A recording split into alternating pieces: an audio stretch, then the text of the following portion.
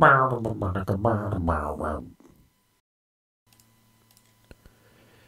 ladies and gentlemen, Gabester here. Today we're doing another monk solo guide. This one is for Nefarian 10-man normal in Blackwing Descent. And I'm brewmaster as usual, item level 504. And here you can see my talents. So nothing too fancy here.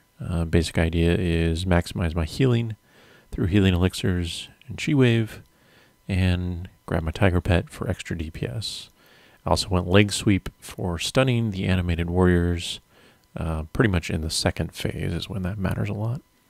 And the rest, it does not matter a whole bunch. So let's just get started with the walkthrough. So this fight is very easy.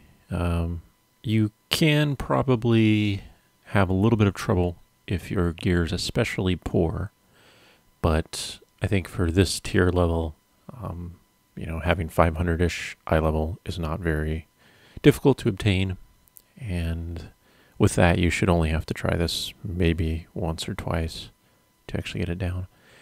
This was my first attempt, and so I did some things poorly that in retrospect I would fix, but I didn't want to have to do the fight a whole second time, so just, take my word for it.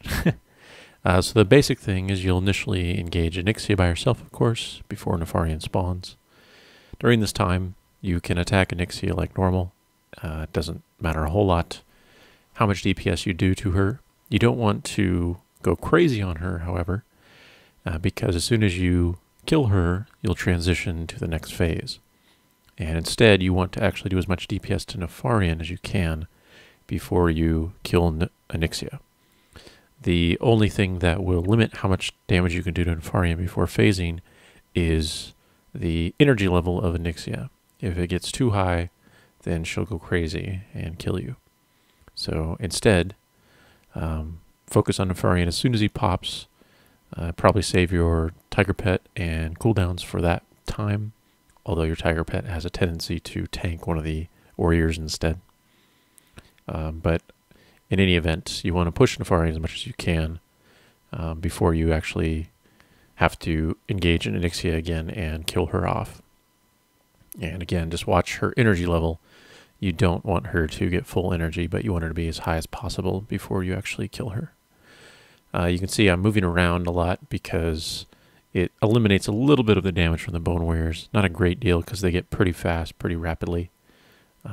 But you can, of course, use stuns or whatnot to buy yourself some extra time on them. So once onyxia's energy gets high enough, you have to push her over and kill her. And at this point, phase 2 begins. So just pick one of the pillars, doesn't matter which one, and swim up to the top. Make sure you jump quite a bit because it can be difficult to get out of the lava otherwise. And this part's pretty easy. Now, in a normal raid, you would need someone to interrupt every chromatic prototype because otherwise the AE will continuously be cast. But nowadays, the damage is very weak. You can absorb probably 10 hits with a single guard cast, and then, of course, just heal any damage beyond that. So you can survive in damage from these prototypes for a long time. Interestingly, being in the lava and getting the stacking debuff is far more dangerous than the actual blast novas. So make sure you cross the lava quickly. I haven't tried it, but you might actually want to spec into a minor glyph that allows you to roll across water. It may work on the lava and speed up that travel process if you have trouble. Anyway, so you want to kill off both prototypes, or 2 of them, really quickly. And then for the last one, you have a couple options.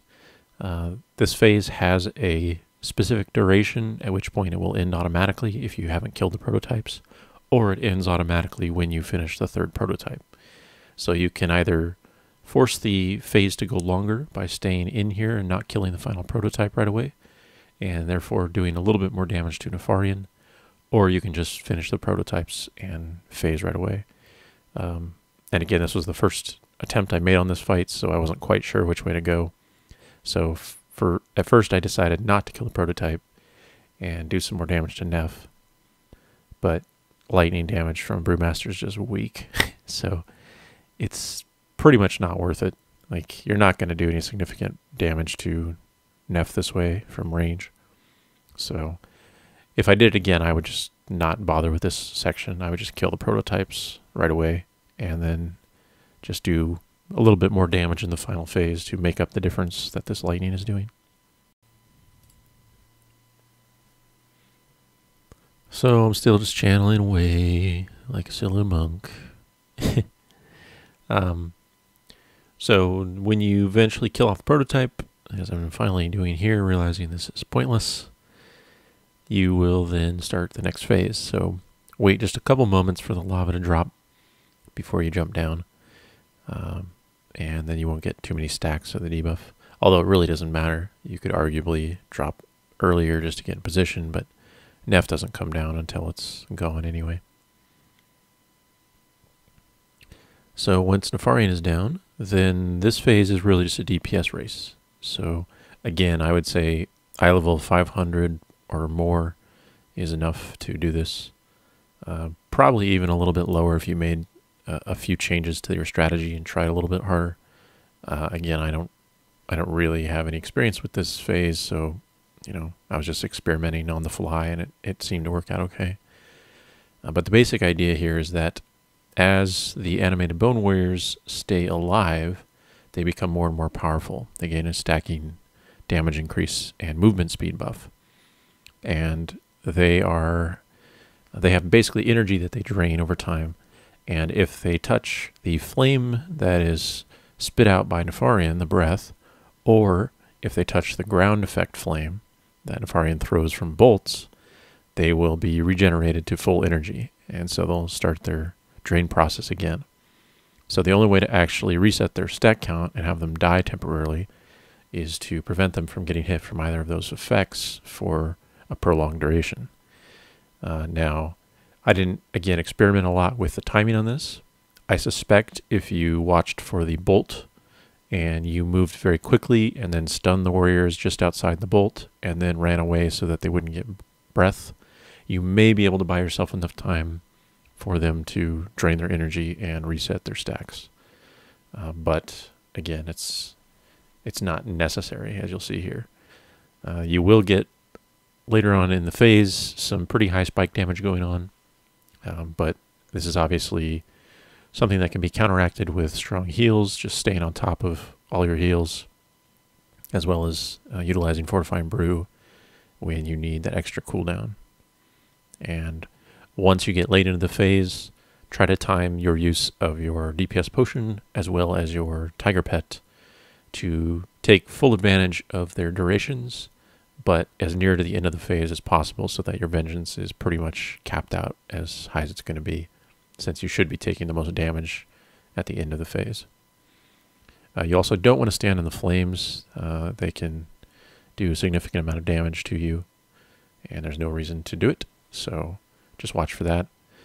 Other than that, take advantage of your heals, especially guard combination heals. Get that extra healing bonus going when you have guard up. So really, survival's the name of the game. You can DPS a fairly good chunk early on in the phase, but once it gets late in the phase, you can see that I'm mostly worrying about survival and just letting Keg Smash and random Tiger Palms do most of the damage to Nef at this point. And then once my health is at a reasonable level, then I can do more jabbing for chi and all that stuff. So yeah, it's not a very difficult fight, to be honest. I mean, obviously if you're able to do the rest of the fights in this zone, or even just some of them, I would say this fight is one of the easier ones actually.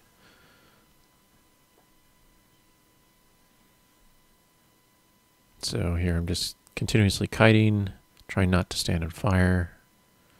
You can see how large the warriors are, so remember that you have stun, and this will buy you quite a bit of time.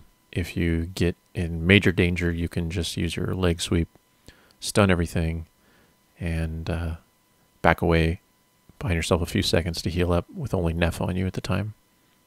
And that's, a lifesaver if necessary.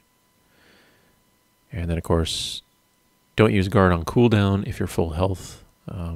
Use it, when you need an emergency heal, pretty much. So if you get low health and you need to buy yourself a few seconds to heal up, even dropping some healing spheres, that should be perfectly reasonable. But otherwise, this is pretty simple. So there we go.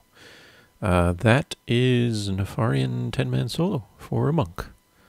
And that concludes the Blackwing Descent guides, actually. So, as usual, good luck, thanks for watching, and if you enjoyed this, please subscribe.